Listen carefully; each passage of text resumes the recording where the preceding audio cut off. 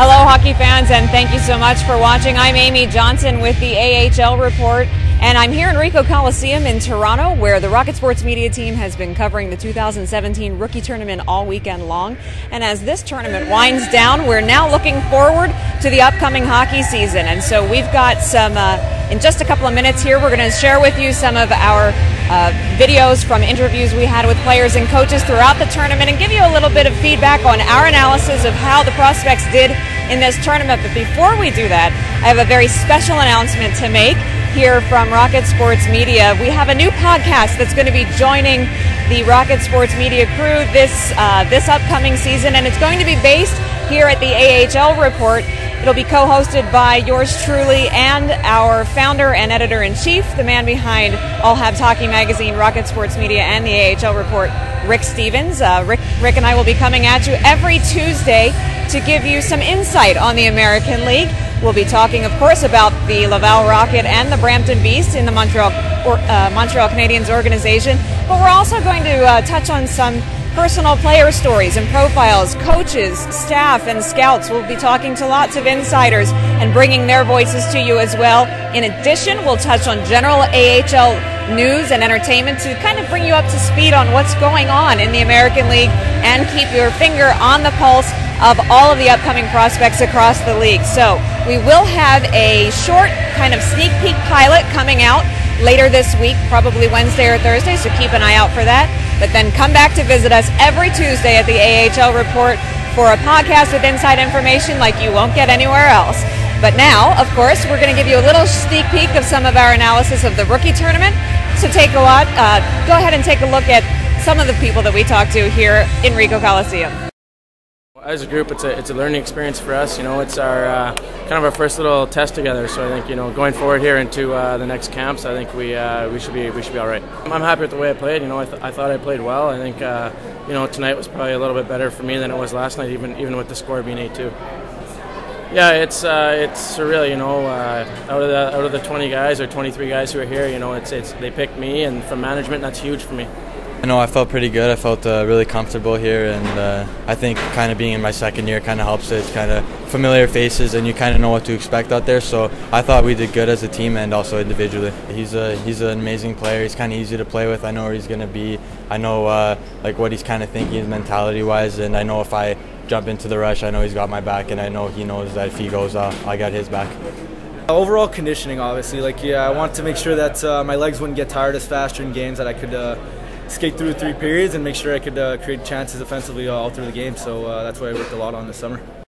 I was just trying to stay calm, and getting back in the season, it's a little bit of a transition from, you know, other skates and stuff like that. So just trying to read the play a little bit and, you know, get to know my teammates, figure out where they like the puck and stuff like that. The pucks go in, and you know, I just do a little skate, just think about it for 2 seconds, what I could have done better, and then I'm just back into the game. I love playing the puck. It makes it a lot easier for my forwards and my D as well, moving the puck up quicker and getting it to my players. It's just it's a fast-paced game, and if you can catch the team off guard, you got to try and get it up there. You know, we're all learning here. That's what rookie camp's about. It's a learning experience, so got to take the bad with the good and move forward. You know, I thought I had some ups and downs. You know, getting my legs underneath me, but as the games went on, I thought I played well. Yeah, he was good. He was really good, and I think you can you saw that he really likes to play the puck behind the net, and you know, he makes the key saves, and he looked real good. Wicked, he's a competitor. You know, we always liked his competitiveness. He can skate. He goes in hard areas, and that's what we like about that kid. And that's why today, you know, tonight, actually he looked good. Tiska played real well. You saw his skating abilities, that breaking out of the zone. He was using the net to protect the puck. I mean, that vision, sense, passing, puck skills, you can't teach that. He has that. Obviously, you know, he came back a few times on the bench, you know, saying his legs, he was tired. But I told him it's a process. You know, you've been out for a year. He's a special kid.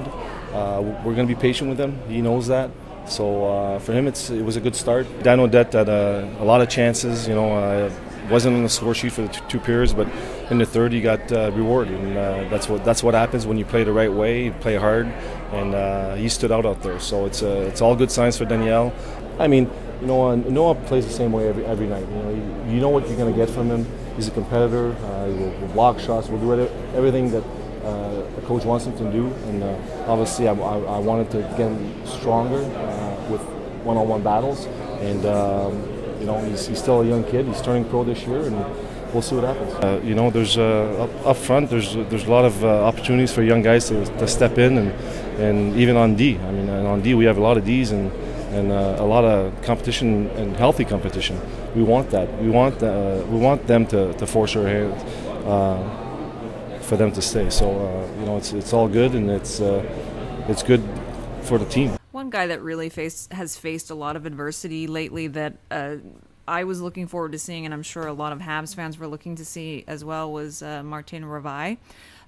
He was back on the ice and admittedly was a bit tired, especially playing 2 games back-to-back. He said his legs were pretty dead, but he looked decent out there even after taking an enormous open ice hit at the beginning of the second game. Didn't see much 5-on-5 with him, but he looked good on the power play. Got great vision, great hands. Set up Daniel Audette for a one-timer for a power play goal. He plays kind of a game where he glides and hovers, and he can do that on the big ice. He's going to have to change his game somewhat on the smaller ice, and I think it's going to take him some time to get his legs back and get used to the new environment he's in.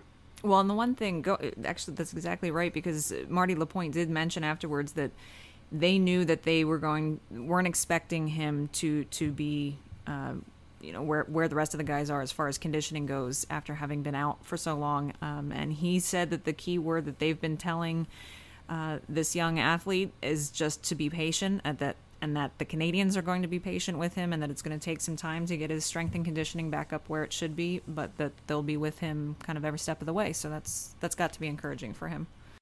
So the Canadiens did go 1-1 in this tournament with a dominating comeback on Friday night against the Leafs and a disappointing performance, to say the least, on Saturday against the Ottawa Senators. But they are now back in Brassard in Montreal, continuing their rookie camp before the rest of the team joins them for training camp. And before you know it, preseason exhibition games will be happening right around the corner. So stay tuned again for that pilot episode of our new podcast that's coming out later this week, which will give you an extended look at some of our analysis of the prospects like Noah Juulsen, Victor Mete, Will Bitt, and Michael McNiven that we had a chance to speak to and watch very carefully this weekend. And remember, every Tuesday starting next Tuesday, September 19th, we'll be coming at you with a brand new podcast that you won't want to miss. Thanks so much for watching. I'm Amy Johnson.